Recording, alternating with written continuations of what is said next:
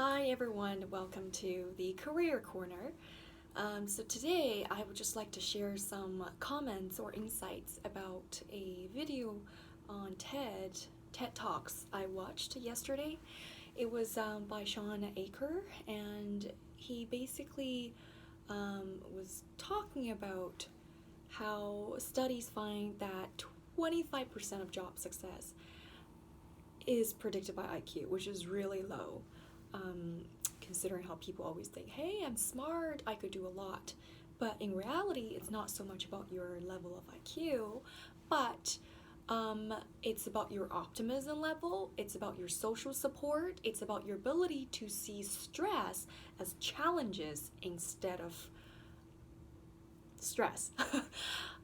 So overall, 75%, which is majority of whether or not you're going to make it or break it in your career, is these three factors, right? It's, to me, basically, I can sum it up by saying it's your attitude.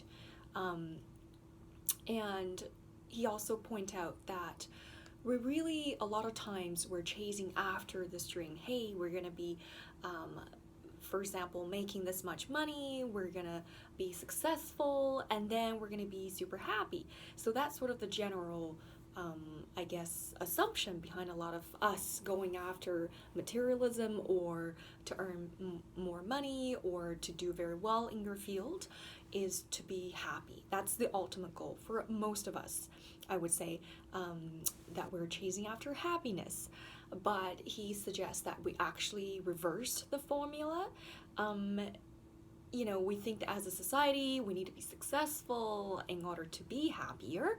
Well, in fact, our brain works in the reverse manner, which basically means only if you raise somebody's level of happiness or positivity at the moment, then your brain experiences a happiness advantage.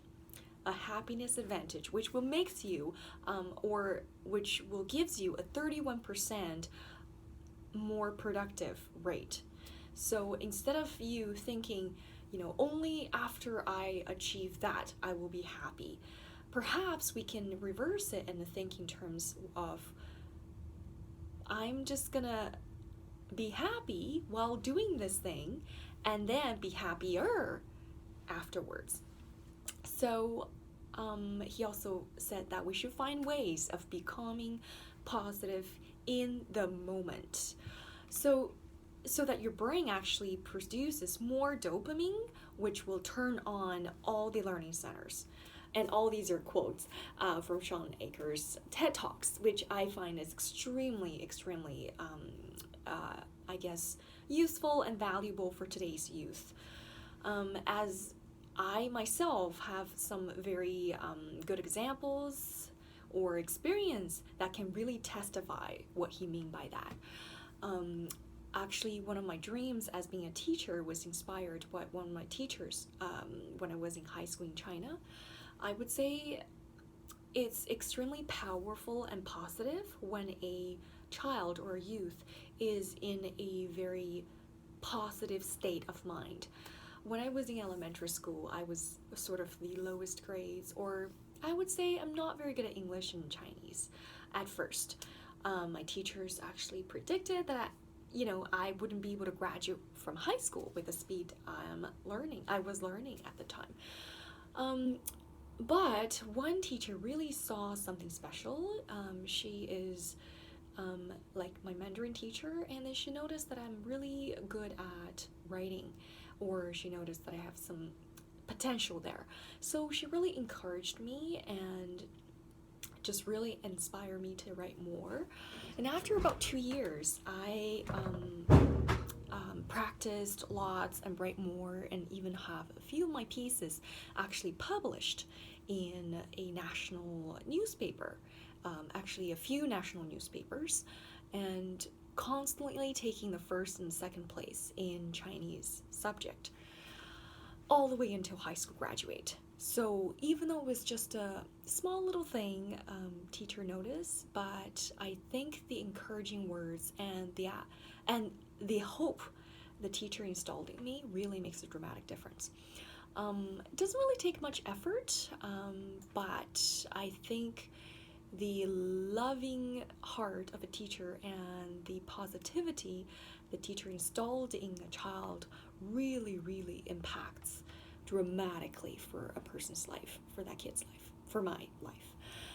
Same happened for my English as well. I wasn't actually particularly very interested in the subject until one day I stumbled upon a tape for a singer. I can't remember exactly her name now, but she sang this We're in Heaven, that song.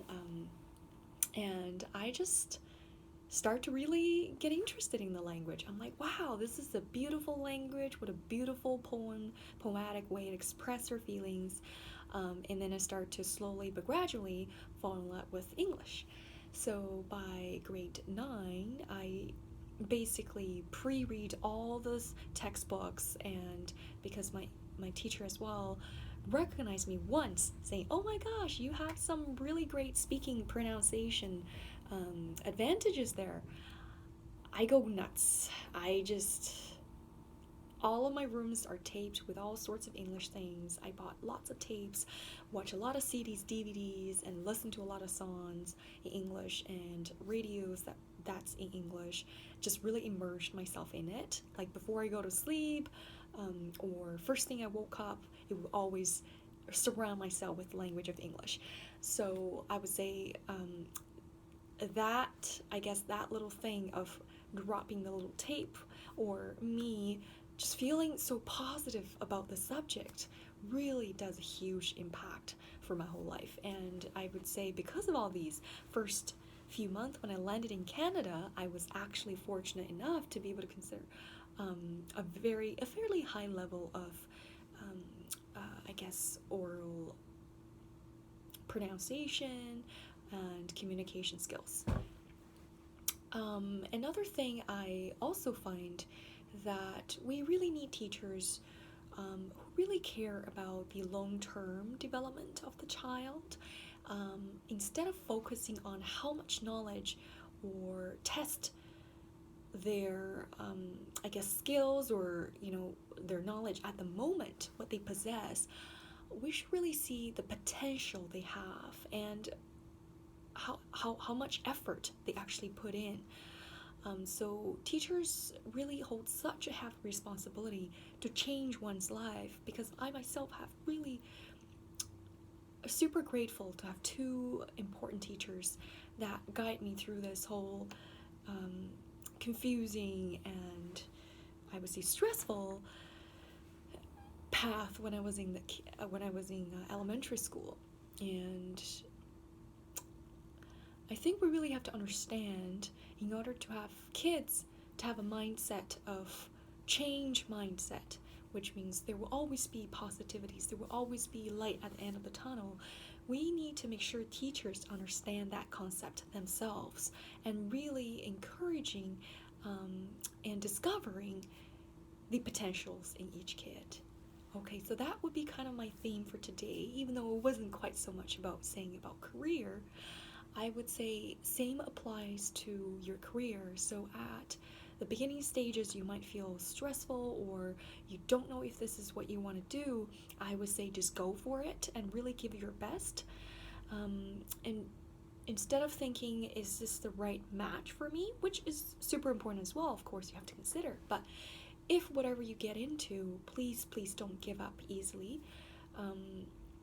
I wouldn't ever imagine myself to be able to travel abroad or talk in English, or be super good at English and Chinese, until my teacher, who kind of opened that little tiny window for me, and I see the potentials and keep moving forward.